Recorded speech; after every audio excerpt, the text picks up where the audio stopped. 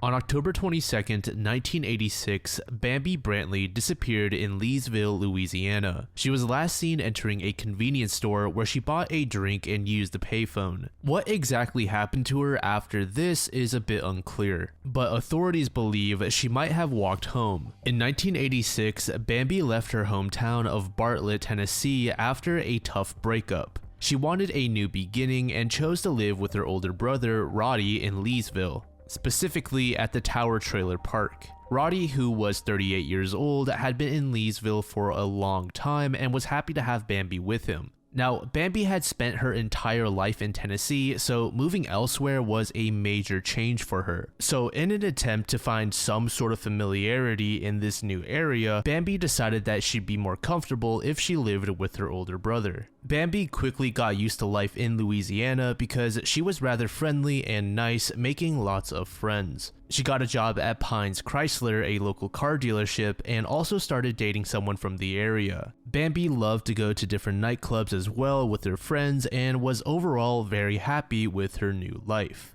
But one night in October 1986, Bambi felt a bit restless. Her brother was out and she was alone in their trailer with no phone or car. Feeling bored around 10 p.m., she decided to walk to a nearby convenience store not far from the trailer park. At about 10:05 p.m., Bambi went to Super Sam's store. She got a soda and used the store phone to call the Pit Grill, where her brother was. She wanted her brother to come back home so she could use the car to see her boyfriend. Bambi asked the person on the phone to tell Roddy this if he was still at the bar. The employee said sure and then hung up. Around 10:30 p.m., Roddy got the message that Bambi needed the car. Since he didn't want to go home yet, he asked a friend to come with him. He thought that this was going to be the most convenient approach as he could just leave his car with Bambi while his friend drove them back. But when Roddy returned to the trailer, he found it completely empty. He did notice Bambi's soda on the floor, indicating that she did return from the store. However, Bambi herself was nowhere to be seen. Assuming she might be with a neighbor and would be back soon, Roddy left his car keys and headed back to the bar with his friend. Staying at the bar until it closed, Roddy and his friends returned to his trailer just after 2 a.m. His car remained parked where he left it and Bambi's drink was still in its spot in the living room, yet Bambi was still missing. Initially thinking Bambi might have caught a ride with a friend, Roddy became increasingly worried by the next morning when she hadn't returned and missed work.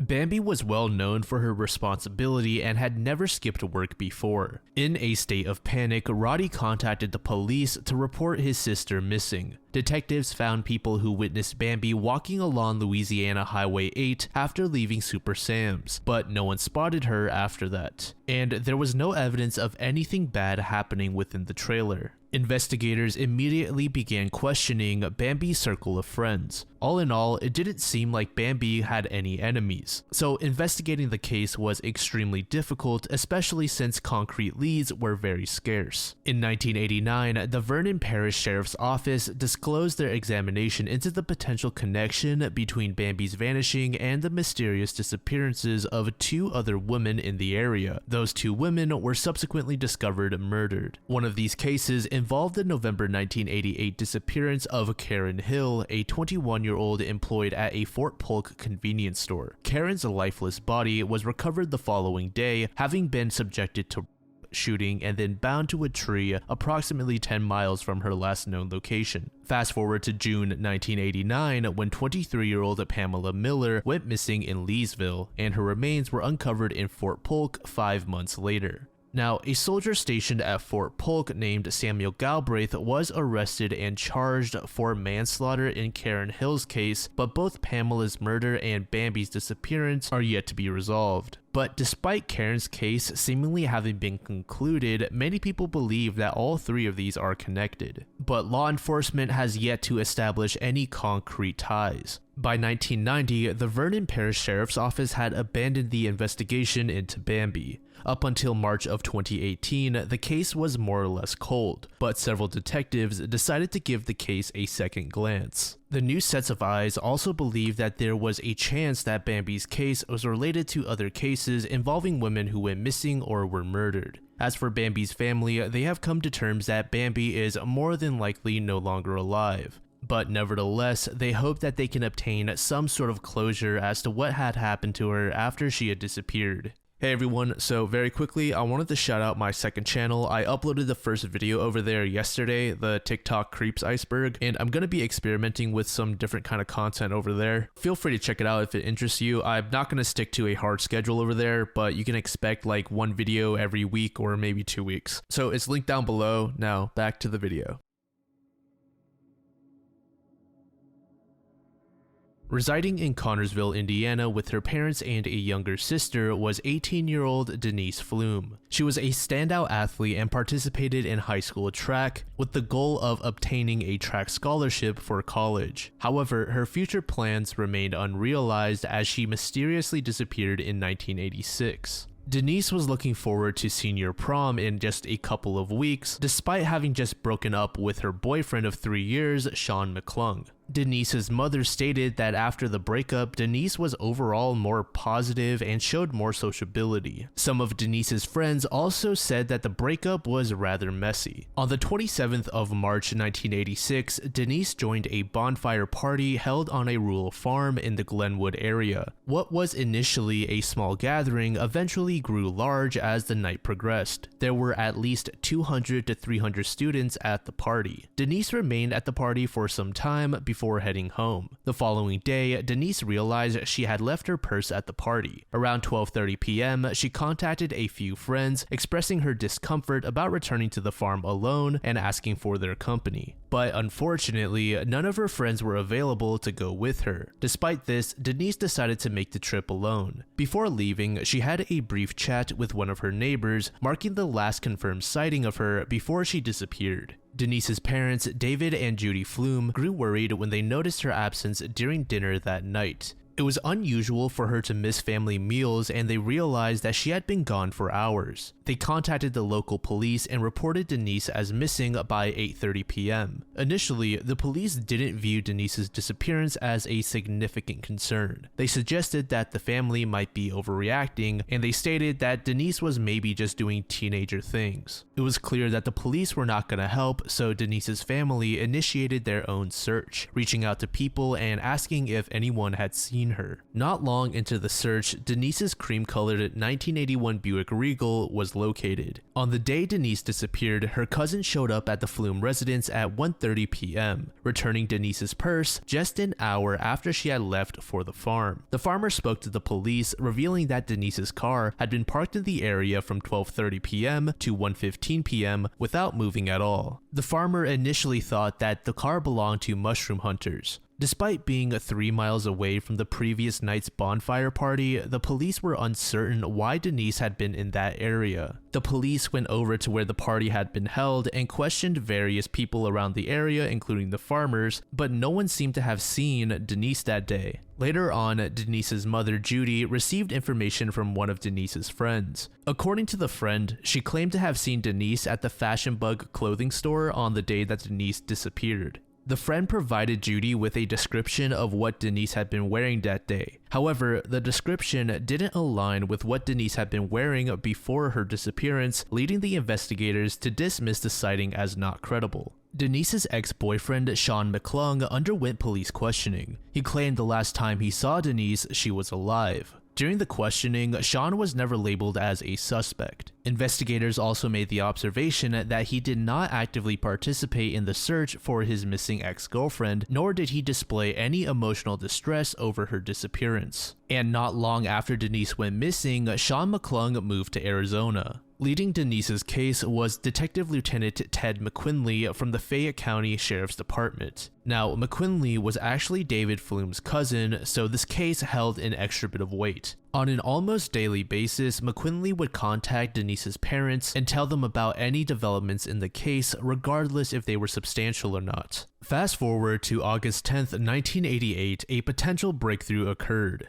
A woman from Norfolk, Virginia reached out to Judy and David claiming to be their daughter. Both parents stated that the voice on the other end sounded extremely similar to Denise's. Additionally, Judy said that the call occurred on the same day where she had a day off. Judy believed that this further cemented that this was Denise on the other end, as she wanted to make sure that her phone call would get through to someone, so she decided to call when her mother was off from work. Overall, the Pflum family was very excited over this new revelation. Law enforcement spent about 2 weeks trying to identify the Norfolk phone number. Denise's family even made the trip spanning over 750 miles to Norfolk with hopes of reconnecting with Denise. When they arrived, they collaborated with local police and began a citywide search effort. Eventually, with the assistance of some employees at an apartment complex, they were able to trace the call to a person living in the building. Turned out that the caller was a 19-year-old who previously lived in Connorsville. Initially, the girl heavily denied ever making the call, but eventually she caved and admitted to orchestrating a hoax. And law enforcement stated that it seemed as though she was ready to do it again.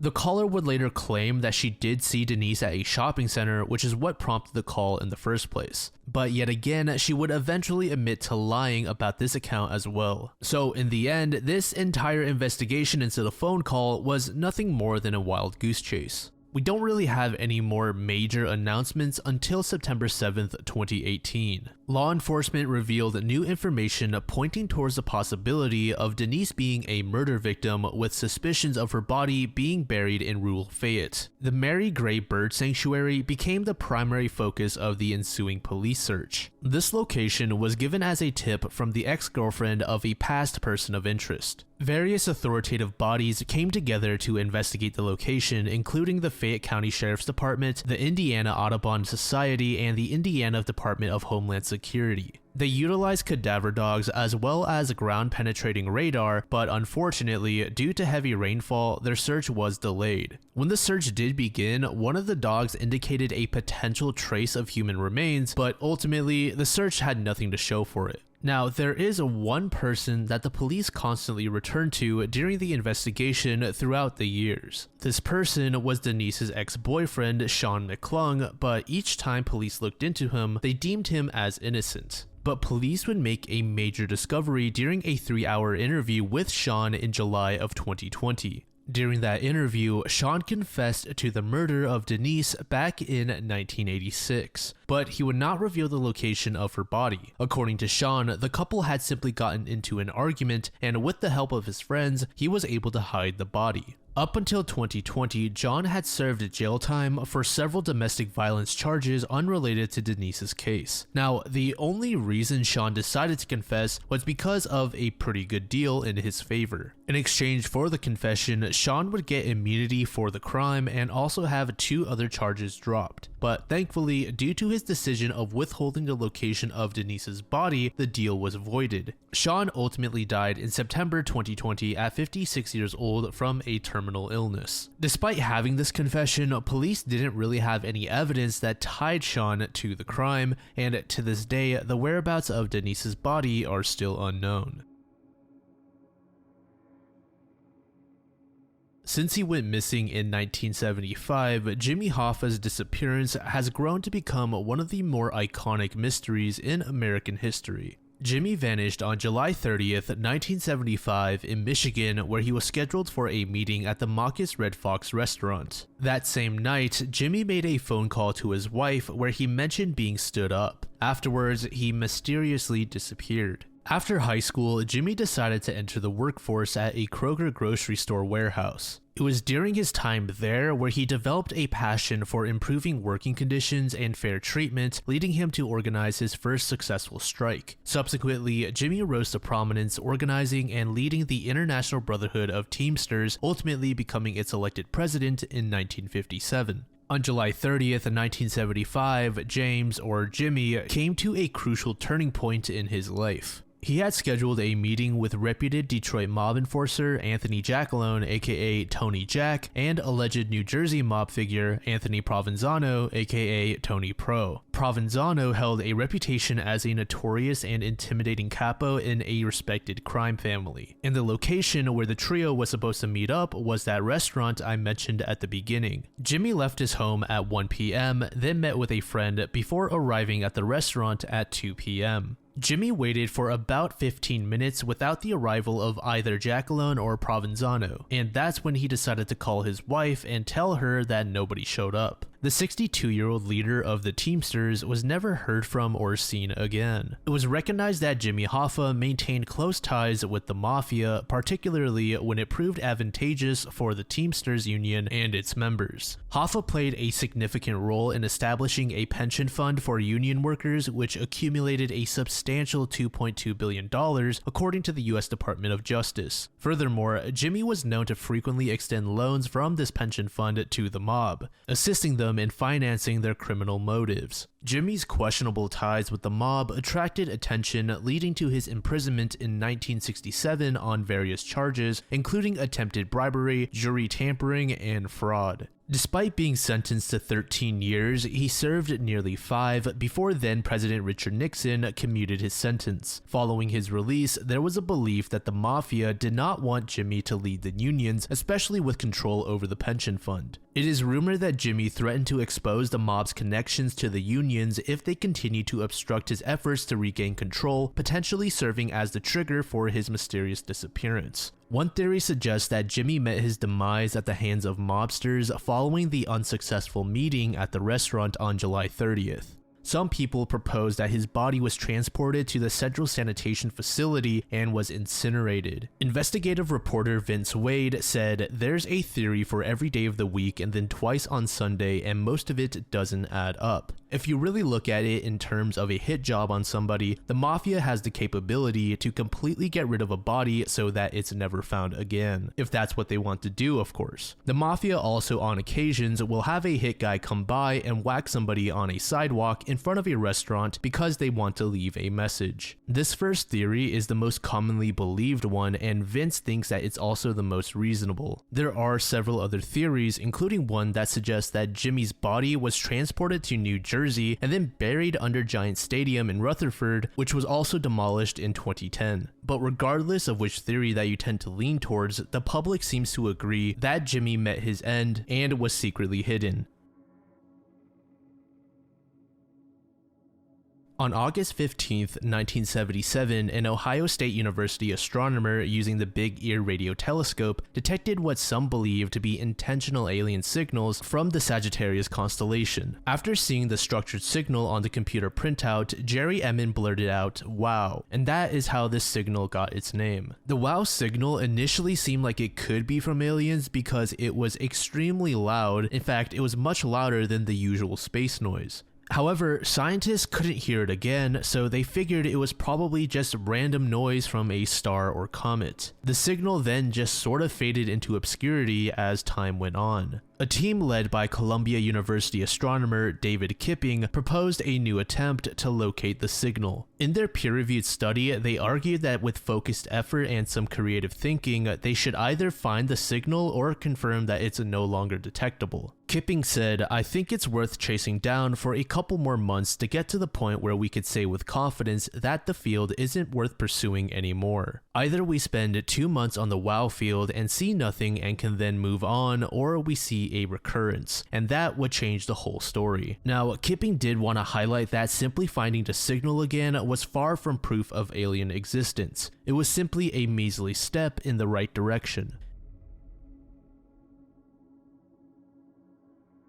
Caylee Anthony's case is a gut-wrenching one for anybody, but especially so for parents. And while most of the public believes that Caylee's own mother is to blame, she would never face any consequences. To this day, no one has been charged with the death of 2-year-old Caylee Anthony. Caylee Marie Anthony came into the world on August 9, 2005, born to her mother Casey and an unidentified father in Orlando, Florida. Casey, aged 19 during her pregnancy, kept it hidden at first. Despite Casey's somewhat melancholy attitude towards motherhood, Caylee reportedly enjoyed a positive upbringing, living with her grandparents primarily. Their names were Cindy and George. A turning point occurred on June 16, 2008, when Casey got into a heated disagreement with George. This argument escalated to the point where Casey took off with Caylee. The specific details regarding the argument are uncertain, but this was the last confirmed sighting of Caylee alive. Shortly after the argument, Cindy and George were both regretful and hoped that Casey would just come back so they can resolve the conflict. However, weeks ended up passing by and both Caylee and Casey remained untraceable with no signs or communication. Then on July 15th of the same year, Cindy and George discovered Casey's abandoned and impounded vehicle emitting an unpleasant odor from the trunk. The same day, Cindy, upon finding Casey, grew increasingly furious upon realizing Caylee was not with her. Again, the family burst into an argument and they ended up calling the cops. The initial call was made with the claim that Casey was stealing vehicles and money. Then Cindy made another call and said, "There is something amiss. I found my daughter's car today and it reeks as if there's been a deceased body in the darn car." Casey was arrested the very next day after that second call was made, facing charges of lying to the police, interfering with an investigation, and child neglect. And since police had no idea where Casey's child was, they immediately made her the primary suspect.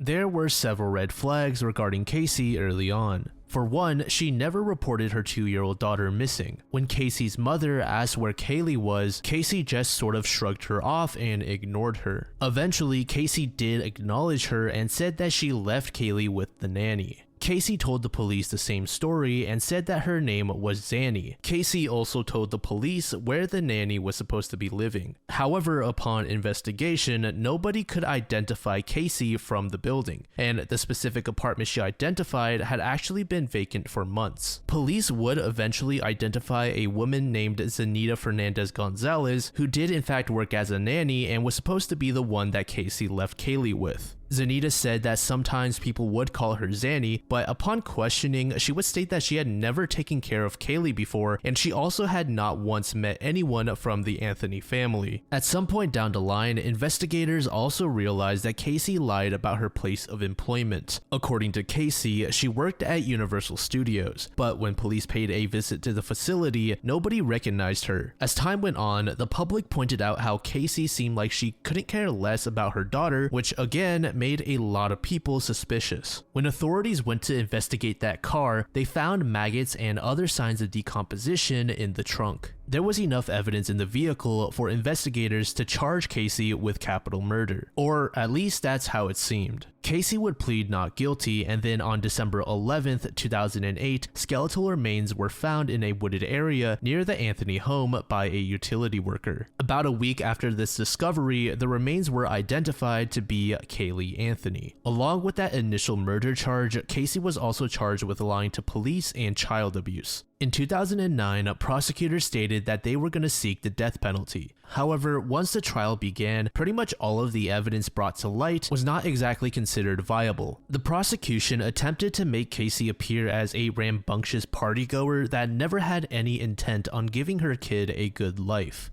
They claimed that Casey was out of town when Caylee disappeared and was hopping around bars and people's homes. Apparently, around the time when Caylee went missing, Casey also got a new tattoo that said Bella Vita. However, Casey's defense attempted to shift the blame onto the rest of the family, saying that Casey's father was the mastermind. Then, after the trial, Casey would propose the idea that Caylee's biological father was actually responsible. Casey's defense also reasoned that she only lied throughout the investigation to the police due to the trauma that she suffered as a child. The trial seemed to be slipping out of Casey's favor though, when it was revealed that a member in the family had searched for chloroform on the family computer not long before Caylee Caylee's disappearance. Investigators hypothesized that chloroform was used to keep Caylee from causing a commotion. In the end, there was not enough evidence to convict Casey of murder. She was found not guilty on that particular charge, but she was found guilty for lying to police. After her trial, Casey agreed to an interview where she said, "I don't give a shit about what anyone thinks about me. I never will. I'm okay with myself. I sleep pretty well at night."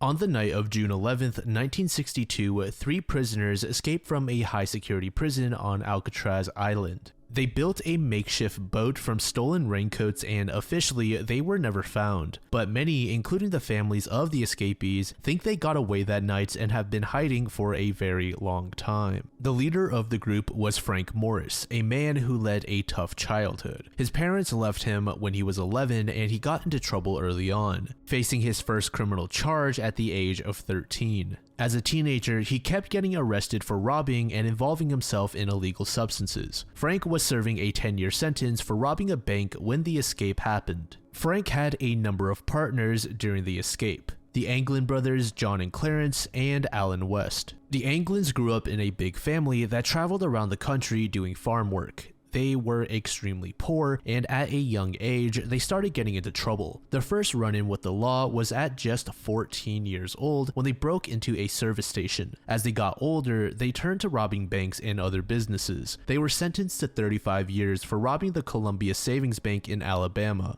After trying to escape multiple times from Atlanta Penitentiary, they were moved to Alcatraz in 1960. The third member, Alan West, was a repeat offender. He had been arrested more than 20 times before finally being put in prison for stealing a car in 1955. After trying to escape from there as well, he ended up in Alcatraz in 1957. When the 4 men found themselves in Alcatraz together, they already knew each other well from serving time in other prisons. Once they were placed in cells next to each other, they came up with a plan to escape. Frank Morris led the group in a plan to dig through the walls of their cells, make a raft, and get away by sea. They gathered discarded saw blades from the prison workshops and metal spoons from the dining hall. Using the motor from a vacuum cleaner, they created a drill. Their makeshift tools were used to widen the holes around the ventilation ducts under the sinks in their cells. To hide their work from the guards, they covered the holes with painted strips of cardboard. To make the noise of drilling into the unguarded utility corridor behind their cells, Morris played his accordion during the daily music hour in the prison.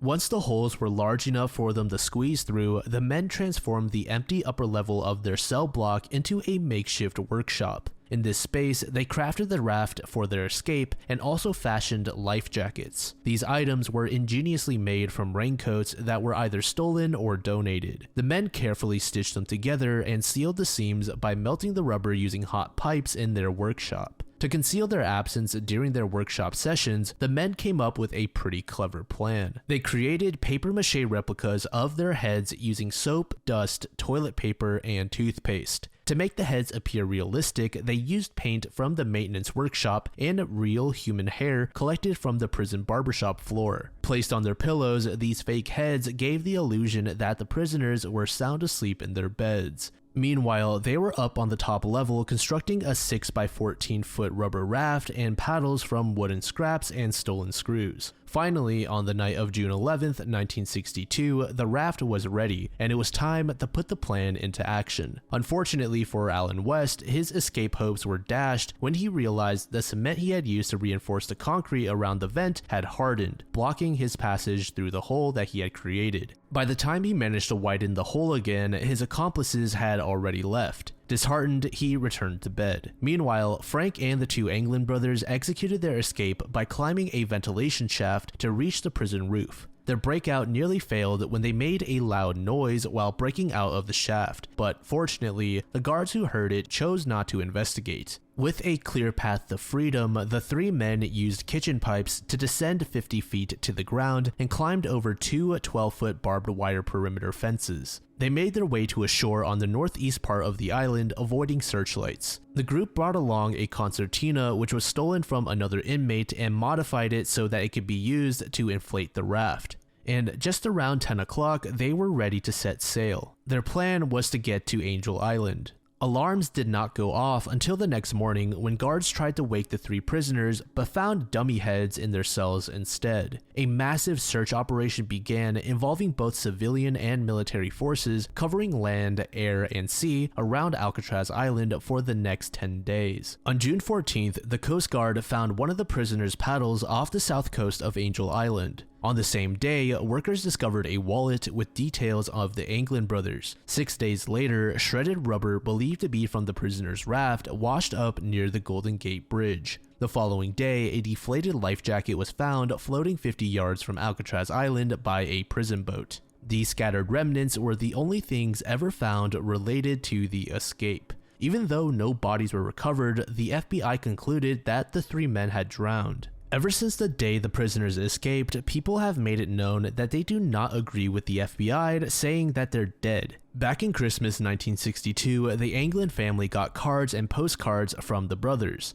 The mom got flowers every year without knowing who sent them until she passed away in 1973. At her funeral, 2 tall guys with heavy makeup showed up, and the family thinks that it was John and Clarence. In 1989, Robert Anglin, one of the other brothers, said 2 men came to see their dad's dead body. They stayed, cried a bit, and then left. In that same year, 2 women told Unsolved Mysteries they saw Clarence Anglin and Frank Morris on a farm in Florida, but no one found them later on. Over the years, many people who aren't part of the Anglin family have claimed that they saw or spoke to the 3 guys who escaped. A day after they disappeared, a local San Francisco police officer said he saw a boat near Alcatraz Island that turned around and went under the Golden Gate Bridge after a few minutes. The FBI checked it out but didn't find it credible. Also in 1962, a guy named Bud White claimed to be Frank Morris's cousin. He claimed that he worked for Frank and even bribed some Alcatraz guards, then met Frank in a park in San Diego a few days after the escape. Bud White's daughter later said she was at that meeting, but there's no proof to support this claim. In 1993, there were additional claims, but this time with fresh evidence. A former inmate from Alcatraz named Thomas Kent told America's Most Wanted that he played a part in planning the escape, but opted out because he couldn't swim. He mentioned that the girlfriend of one of the Anglin brothers picked them up and drove them to Mexico. However, skepticism arose about Kent's account as he had received payment from the TV network for his confession. During the same year, a different individual named John Leroy Kelly asserted that he had taken the prisoners in a boat and then killed them to pocket the $40,000 collected by their families. Kelly disclosed all of this information on his deathbed and even provided a location where he claimed the bodies of the 3 men were buried. However, subsequent searches yielded no evidence of remains. In 2018, the FBI acknowledged receiving a letter supposedly written by John Anglin. In the letter, John claimed that his brother Clarence as well as Frank Morris had passed away. He expressed willingness to surrender in exchange for medical treatment. However, the FBI couldn't verify if the letter was genuine and they never heard from the writer ever again. The FBI officially closed the case in 1979, but the U.S. Marshal Service plans to keep it open until 2030, when all the men would be over 100 years old. While the idea of buried treasure seems like a child's fantasy, the Oak Island treasure is a real pursuit that many adults are going after. However, nobody really knows what the treasure actually is. All they know is that it is worth potentially millions of dollars. Oak Island had a relatively quiet start to its history. European settlers made their way there in the mid-1700s. The tales of hidden treasure didn't emerge until the 1850s. On August 8, 1857, J.P. Forks penned an article in the Liverpool Transcript. He said certain hardworking individuals have buried substantial amounts in attempts to unearth even larger sums believed to be stashed by the famed Captain Kidd. They've put their money into it but have left holes exposed. In the year 1862, J.B. Macaulay shared a story suggesting that the legends of Captain Kidd had their roots among the settlers. According to this account, a dying former crew member of Captain Kidd purportedly revealed to the settlers that they had buried around £2 million worth of treasure on Oak Island. Despite limited evidence supporting kids' involvement in the region, the tale gained popularity. In 1864, the colonists reported a potential breakthrough in locating the treasure. Towards the end of the 1790s, a teenager named Daniel McGinnis reportedly stumbled upon peculiar carvings on an oak tree and an unusual depression in the ground nearby. Captivated by this discovery, he sought help from his companions, John Smith and Anthony Vaughan. Having heard the tales of Captain Kidd, they decided to embark on an excavation. As they dug, they uncovered a shaft with oak platforms spaced every 3 meters. The excavation came to a halt at 9 meters when they encountered water. Some accounts suggest they stopped due to lingering superstitious fears. This excavation site gained fame as the Money Pit. Various entities, including the Oak Island Association, the Truro Company, the Halifax Company, the Old Gold Salvage Group, and many more, invested substantial sums of money, labor, and equipment in the pursuit of solving this mystery. Well-known figures such as politicians and celebrities like Franklin D. Roosevelt, Errol Flynn, and John Wayne also contributed to the search efforts. But in the end, the vast majority of these treasure hunters eventually threw in the towel. Various search groups did discover additional shafts and intriguing artifacts, but the sought-after treasure never was found. In 2011, the Canadian government enacted the Oak Island Treasure Act, issuing licenses to treasure hunters for excavation. This treasure hunt even resulted in the deaths of several people. In the 1960s, Robert Restall and his son tried to block flood tunnels only to lose consciousness and fall victim to carbon monoxide poisoning, resulting in their deaths. 2 others who attempted to escape also died.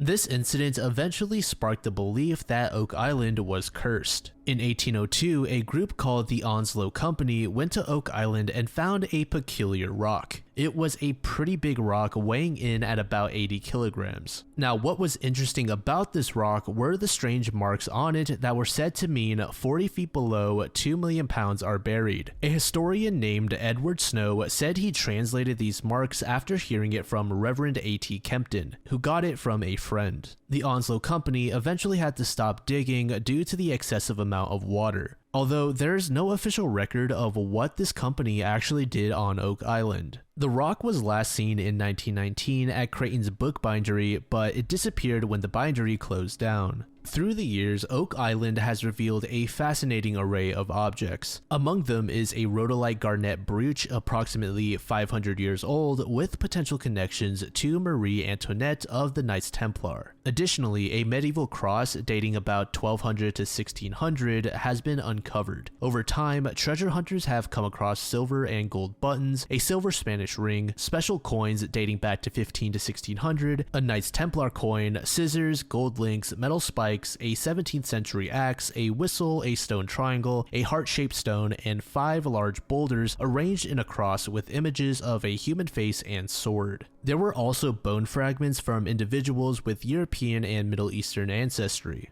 Enthusiasts cannot fully explain how these artifacts made their way to the secluded island off the Canadian coast. However, these discoveries fuel their belief that there may be more hidden treasures awaiting exploration. Different people think various figures could have hidden treasure on Oak Island, including Captain Kidd, the Knights Templar, or maybe Spanish or British soldiers during the American Revolution and 7 Years' War. There are many people who just cannot believe that there's no significant treasure in the Money Pit. On March 10, 1928, 9-year-old Walter Collins asked his mother, Christine, for some money to watch a movie. She gave him a little bit and he set off, only to never come back. When Walter didn't come home from the theater, Los Angeles police initiated a search, but it yielded no results. However, 5 months later, a child claiming to be Walter appeared in Illinois. Despite Christine Collins asserting that the boy wasn't her son, the police insisted he was. They even forced her into a psychiatric ward when she continued to dispute their claims. The imposter eventually confessed that he wasn't Walter Collins. Around the same time, investigators discovered a horrifying crime scene on a ranch in Wineville, 50 miles outside of LA.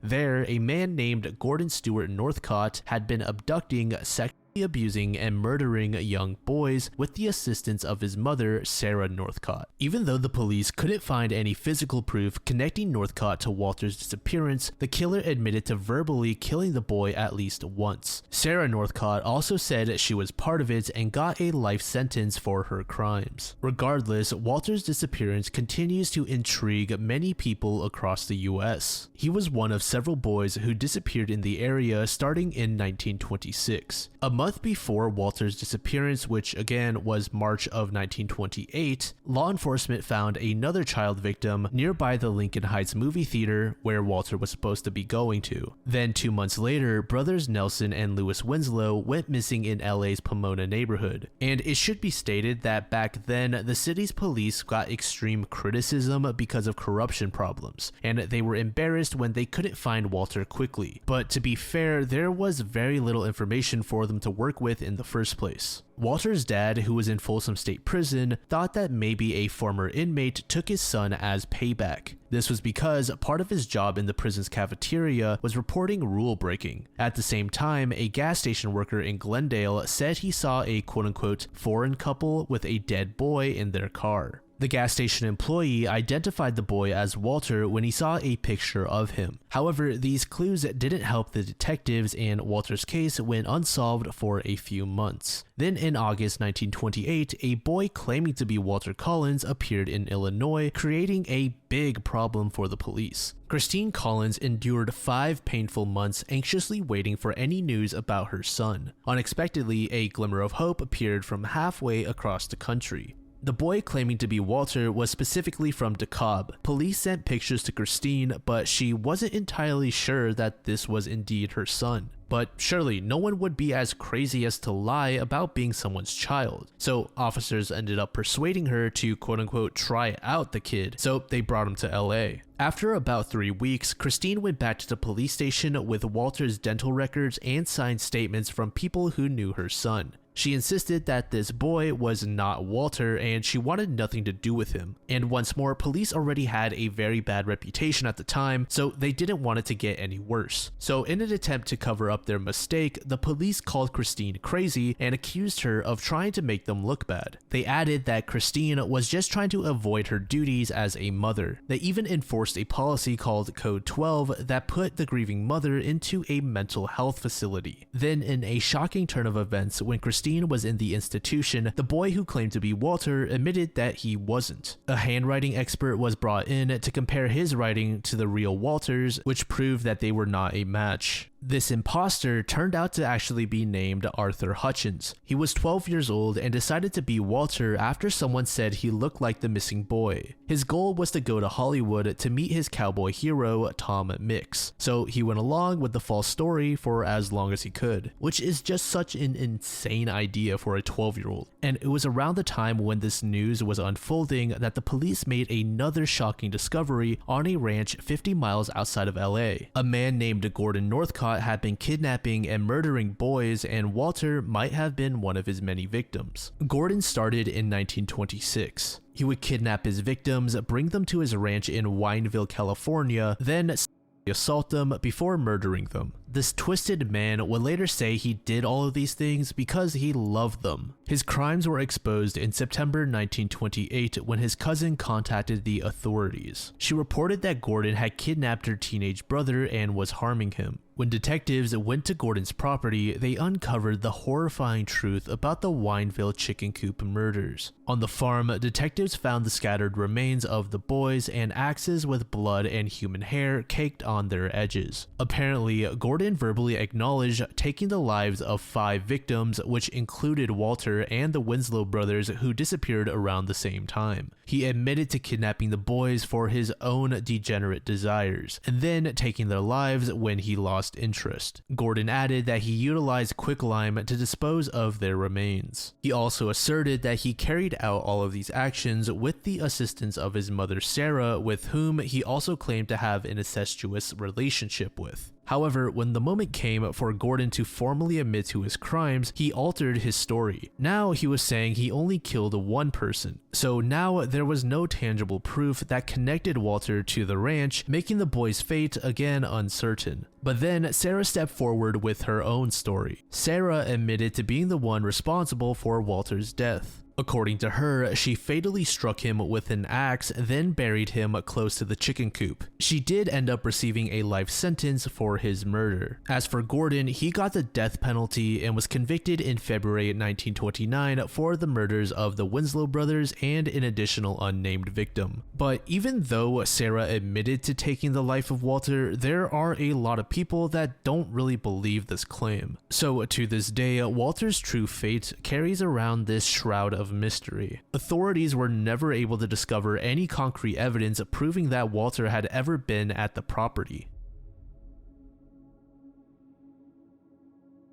Around midnight in Louisville, Kentucky, Andrea Knabel found herself in a bit of an irritating situation. Returning from an ER visit, she encountered locked doors at her family home with no response to her consistent knocks. Eventually, Andrea had enough and made the decision to visit her sister Erin's home. At Erin's place, Andrea found her sister on the porch having wine with her friend Michelle. But shockingly, Erin told Andrea that she wasn't allowed to stay over because of the ongoing renovations to the bedrooms. So Erin dropped Andrea back at the family home. But yet again, she couldn't get a response from knocking, so she returned to Erin's house not even 15 minutes later. At this point, Erin was a little frustrated and insisted that Andrea had to find somewhere else to stay. Despite Andrea's clear disappointment, she seemed to accept this outcome, so she left as Erin watched her fade into the night. And this would be the last confirmed sighting of Andrea. And before we continue, it's important to give you a bit more information in regards to Andrea's personal life.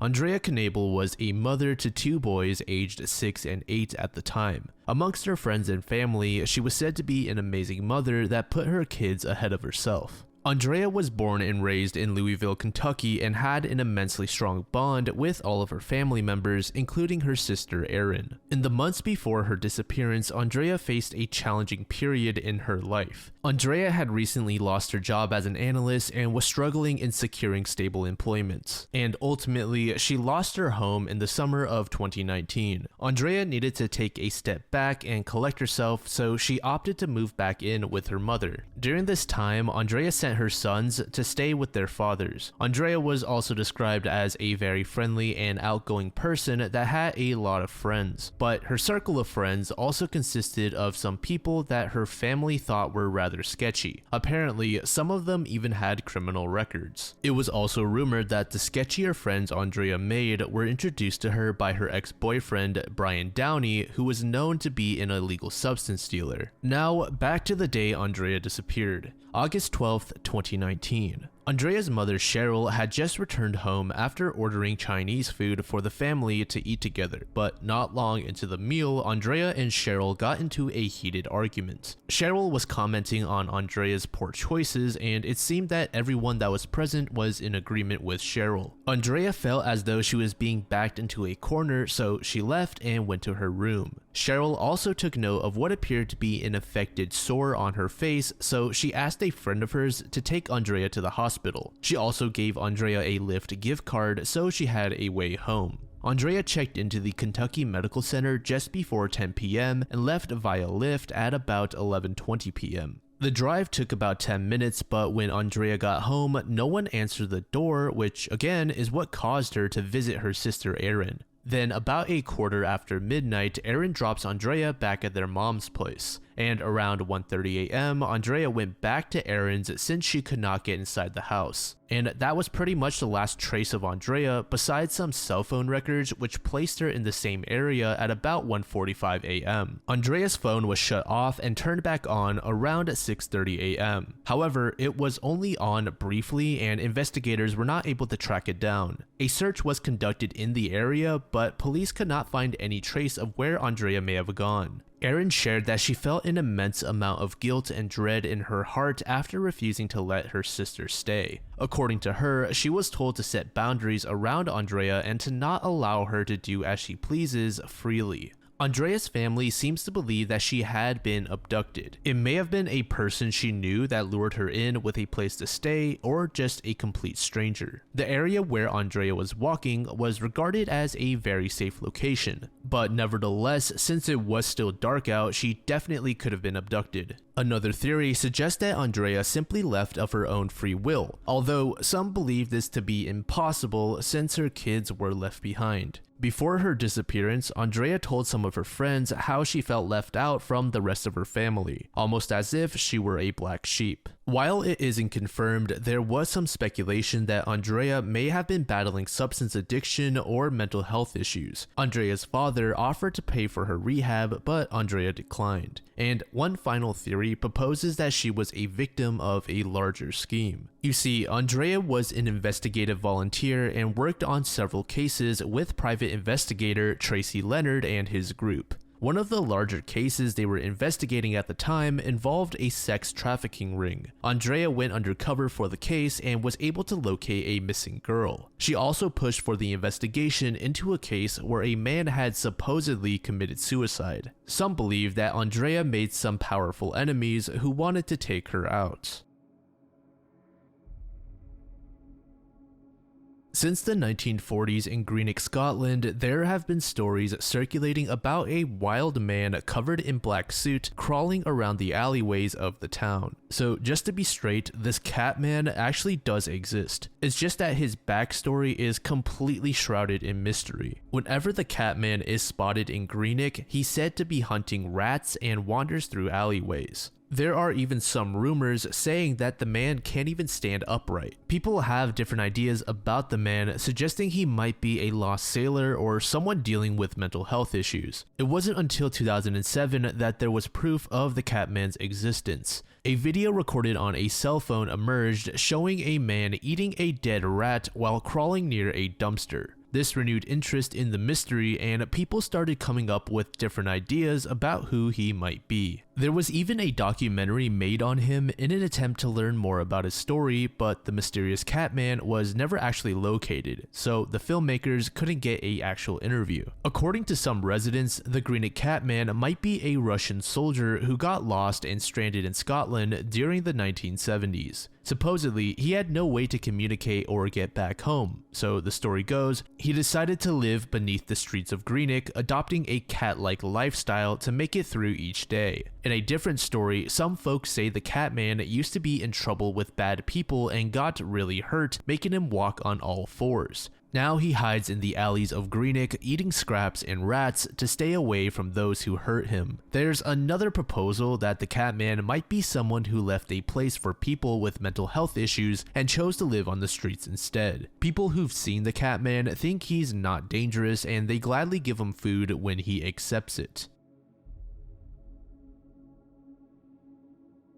On September 16, 1920, there was a bombing on Wall Street in New York City, killing 38 people and injuring many more. The incident, known as the Wall Street bombing of 1920, remains unsolved as no group claimed responsibility. Around noon that day, a horse-drawn cart exploded in front of the JP Morgan & Co. offices at Wall and Broad Streets. The blast caused immediate devastation, resulting in 30 deaths and over 300 injuries. And then another 8 of those 300 would succumb to their injuries. The explosion's impact was felt throughout Lower Manhattan and across the East River in Brooklyn. Streets were filled with smoke, shattered glass, debris, and bodies. Notable casualties included William Joyce, the chief clerk of JP Morgan, and Junius Morgan, a son of JP Morgan Jr. Despite being such a high-profile event, the perpetrators remain unknown. Investigators revealed that the explosion resulted from a bomb made with TNT and iron window sash weights. The bomb was detonated by a timer after the attackers had left. Since no group claimed responsibility, the NYPD considered various motives. The possibility of assassinating JP Morgan Jr. was ruled out because he was in Europe during the incident. Another theory involved an attempted robbery of the nearby sub-treasury building where $900 million in gold bars was being moved that day. Eventually, the bombing was categorized as an act of terrorism carried out by the Reds, which was a group aiming to disrupt symbols of American capitalism. terrorism. This theory gained support from a stack of anarchist flyers found in a mailbox nearby. Despite extensive investigations, which included visits to every sash weight manufacturer and dealer in the United States and 500 stables along the Atlantic coast, the culprits were never found. One person that was under suspicion was named Edwin P. Fisher. He was a lawyer and was known to have some mental health issues. Apparently, he was talking about a Wall Street explosion in mid-September with his friends. However, on the actual day of the bombing, September 16th, he was in Canada, leading investigators to dismiss his prediction as a coincidental delusion. Another person of interest was named Pietro Angelo. He was an Italian who was linked to a 1919 bomb plot, but he did provide a pretty solid alibi. Eventually, he was deported to Italy. The Secret Service and FBI interviewed and arrested a lot of different people, but they never charged anyone for the crime. The investigation officially ended in 1940. In the summer of 1969, farmhands were digging on Egypt Plantation in Kruger, Mississippi when they made an unexpected discovery. The backhoe operator unearthed a remarkably old coffin just 3 feet below the topsoil. This coffin was made of cast iron and glass. To the operator's surprise, the contents of the coffin were immediately visible. Inside the coffin lay the well-preserved remains of a young woman dressed in a red velvet gown, white gloves, and square-toed boots. And the shocking part was this body was extremely well preserved and there were no signs of decomposition. The reason this was possible was because the coffin was filled with preservative alcohol and was securely sealed. However, the backhoe operator would accidentally later shatter the glass, which obviously exposed the body to the elements. Historians have attempted but failed to identify the woman, but if they had to guess, they believe that it was about a century old. Clues from her clothing and coffin suggest she died before the Civil War. The lady in red was reburied in Lexington's Oddfellow Cemetery with a marker noting her birthday as around 1835 and her death in 1969, which was the same year of her discovery. And just a side note, there are no actual pictures of the lady in red, and this is likely because everyone just wants to show her a bit of respect and let her rest in peace. But along with her identity, people aren't entirely sure why her grave was so shallow. Some people seem to think that the coffin may have fallen off of a wagon or some sort of transport with an entirely different intended destination.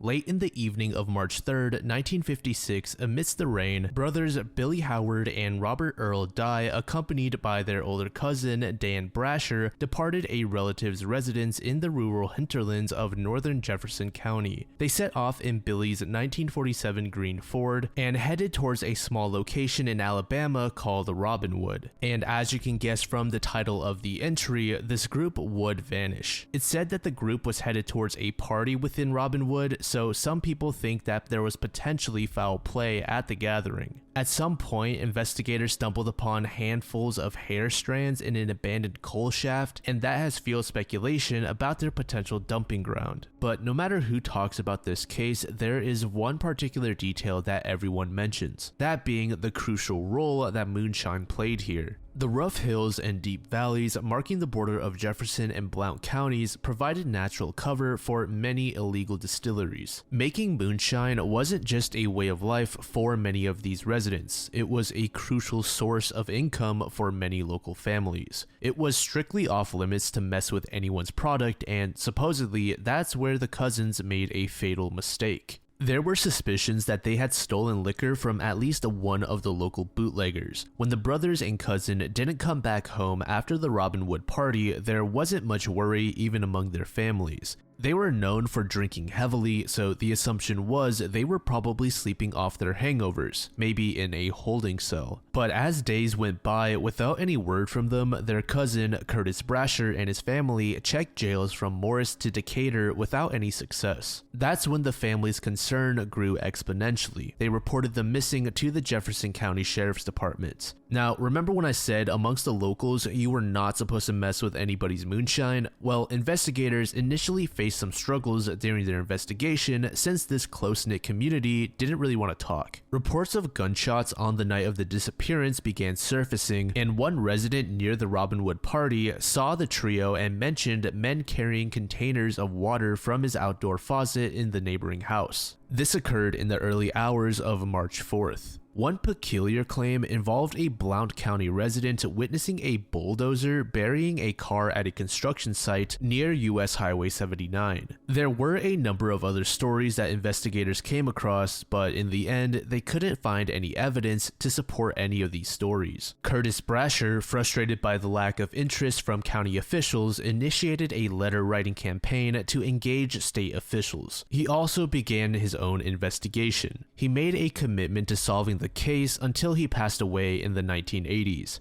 As a result of Brasher's persistent efforts, Sheriff Holt McDowell assigned Deputy Tom Ellison to the case. Around the time Ellison took charge of the case, the Alabama Department of Public Safety began to search US Highway 79 in hopes of finding Billy's 1947 Ford or the bodies. But the search would yield nothing. Despite this, a public fascination with the myth that the three were buried in the Ford beneath the highway endured over time. The families of the three that disappeared attempted to get more attention to the case, but in the end, it did take a backseat to other incidents occurring at the same time. It wasn't until 1972, with the arrival of new Commissioner Tom McClure in Jefferson County, that the case regained front-page attention. Tom held the belief that the missing car was still buried beneath the concrete of US 79. He instructed county workers to commence drilling in the area. 3 years later, Tom sought the assistance of the US Navy, employing their metal detectors to examine the opposite side of the highway. When the detectors indicated the presence of substantial metal pieces below the site, the county commissioner ordered another excavation, but yet again, this search proved fruitless. Deputy Ellison claimed in a 1970s article that Sheriff McDowell took him off the case because he was on the verge of cracking the disappearance. Then another state investigator who was assigned to the case until 1975 also said that he was confident that the men were buried underneath US 79. An investigator known as O.M. Raines proposed a theory that the brothers were killed at the Robinwood party and Brasher was murdered a few days later. And just like with Ellison, Raines was convinced that the sheriff hindered the investigation due to ties with local bootleggers, though there was no evidence to back these claims.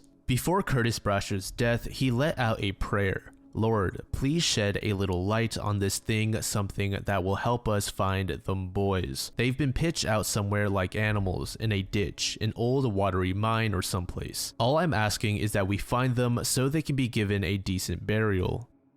So that's going to be it for today's video. Thank you all so much if you made it to the end. If you did, drop a truck emoji and I'll leave you guys a heart. And again, my second channel will be linked down below. The first video went live yesterday. I don't know exactly what kind of content I'm going to be uploading over there, but for the beginning at least, I'm going to be uploading more like predator/creep focused videos. I do want to experiment with what I put out over there. So in case you guys are wondering why I don't just upload it here, I sort of just want like a change of pace. And just in case if I go too off the rails on that second channel, it won't affect the theme of this channel. So before we end off, I want to give a special thank you as always to my patrons and channel members. Thank you so much to Christian Jorgensen, Greg, 4L60E, Adventure Ted, Coalescent Carnage, Chaz It Up, Cody Grandman, Courtney Von Schriltz, Emma, Flannery Rose, John Thomas, Chaotic Bluebird, Kimberly Nicole, Mars, Maui, Owl Yoop, Saucy Sofa, Schmapton Schmerica, Steve Sharofsky, Aaron the Artistic, Bad Baphomet, Beck Walls, Ben Franchi, Bennett Malillo, Bestial Darkness, Cam Haha, Cheryl Hughes, Chris, Commit Felony Feline, Coy Jones, Coyote Lord, Daniel Lemke, Daniela Salas, Derek Waterbury, David Veltman, Dim Resin, Dip Shizzle, Ed Will, Edwin Ornelas, Eileen McRudry, Evil Dead Bread, Frostcore Club, Foley, Gary, Georgia Yonka, Giselle Sweet Moncour, Grace, HaloFan234, Harley Deadmond, I'm a Potato, Jackson W, Jacob Adams, Jacoby Gilbert, J Record 22, Jay Huds, Joseph Mulligan, Joseph Virgin, Josh Fall, Balls, Julia M. Fritzy, Kent, Kiana, King Mog, Lady Fang, Len, Liss Electro, Mad Dog, Main Adam, Marco Espinoza, Martin Sertic, McLover, Me4, Michael Myers, Mijin, Morgan Smith, Nathan Flagg, Nick De Cesare, Nick Huber, Knight Burton, Nina Brown, Official Dingus, Okami Fan 1 Productions, Pedro Elizondo Jr., Ray Booney, Ray, Roanch, Roto, Sally Bunce, Samili Moody, Sarah Cruder, Sarah Richardson, Scott Strife, Seb, Shane Whitehead, Shy, Skylar Morris, Sophie Livingstone, Stephanie Price, Stephen Meter, Subtle Spell, Taylor, Taylor Stone King, The Hidden Eye, Tony Swanevelt, Tyler Gray, Typical Ethan, Victor Jamil, Wilder Than Mild, Zero, Zion Edison, -5 stars, Sasha Wise, Jerome Reuter, Synth Runner, Astrid Yessing, Neve, Mam Shiba 101, Alan Amaro, Blasphemous Baphomet, Ranvar, Ifada Cthulhu, Emma Chacho, Flack, Retro Warrior, Psycho Bear, Andrea K, and Tan Vo. Thank you all so much for supporting the channel, and if any of you still watching want to become a patron or a channel member, check out the link below. So that's all I have for you today. Hopefully you all have an amazing week, and hopefully your